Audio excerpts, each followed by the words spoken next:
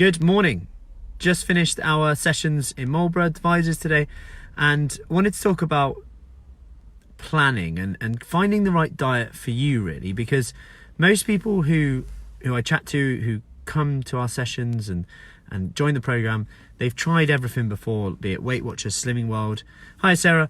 And they kind of find that, hi Ali, and they've kind of been through this phase of getting results with like Slimming World or Weight Watchers or something like that, and finding it really good that they can eat the foods they love, but then it getting to the stage where because they can eat the foods they love, it almost becomes like I'll just eat more of them and I'll fall into the trap of just eating them to fit them into my allowance, if you like, a bit like calorie counting. And this is where, like, although for some people that works great and this is brilliant, other people, they thrive off a meal plan, and it's really interesting. So you give someone a meal plan and they'll just go and hit the ground running and they love it, and that's that. Whereas you have someone else who says, you know, when I get a meal plan though, all as I want is anything that's not on the plan. And it's quite fascinating how that goes. So what about, and this is something that I kind of work for, and I think that, and I kind of recommend for people who are in this situation, is kind of structure within a plan, flexibility within a plan. So you have the flexibility to eat what you want, but within a plan. And this creates kind of almost not loose rules, the kind of rules within the plan that you can just follow and stick to, that you make up. So they're on your terms. And it's really important that you make up these rules, because the moment when you think, and this is for this type of person, I find, the moment when I come up with these rules, you're already thinking you're being told what to do. And that's fine at the start. That's fine. At the start, you might thrive off that. But 2 weeks in, there'll be a little voice in your head that kind of goes, no, you know what? I'm not going to do that because I've been told what to do. So it's about coming up with your rule for this. So examples, we're going to kind of work through this now. If someone wants to eat a better quality diet, but at the moment they're going for more like on-the-go stuff, snacky stuff, but they don't really have time / want to plan every meal and have, like, you know, 10 ingredient meals all the time, etc., with all the herbs and spices galore. This is something that we worked through this morning with one of the ladies. So what she's done, she's vegetarian, so different choices here.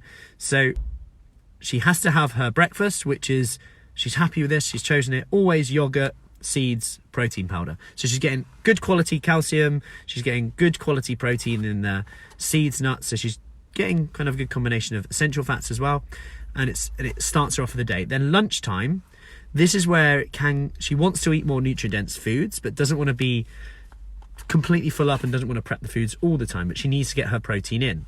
So what we've said is 3 days a week, she'll have more of a bean, like different beans, pulses-based lunch. The other days she has more flexibility. So the other days she can have, you know, I don't know, a bit more of a smoothie day, shake day, or eggs, whatever, something a bit more flexible.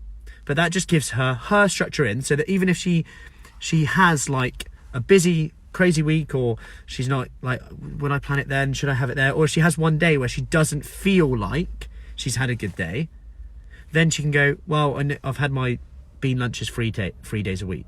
And this just makes sure that, because when she has beans for her lunch, she has a more nutrient-dense dinner by default. There's lots of vegetables in there, etc. Lots of whole foods, so she's going to get a lot of minerals, lots of nutrients in there. So then for her evening meal, again, she will have another rule around that. But what I'm getting at here is it just gives her structure and flexibility at the same time. And I recommend doing this with things like alcohol, eating out, whether you want to, like snacking, for example. So what works quite handy is to have kind of one rule with your snack. So you might just say, you know what, instead of going, don't snack, I'm just going to say, I'm going to snack and I'm going to have this at 2 p.m. Then if you don't want it, give yourself permission not to have it, but just set a message to yourself first thing in the morning, I'm going to have that Snickers bar at 2 p.m. At the end of the day, it's 200 calories, who cares? Because if you want it, have it. If you don't. Like, you just set yourself a rule rather than go, be good, and then the chocolates come out and you go, oh, I've been rubbish, might as well have 4, 5, 6, 7, 8, 9, 10.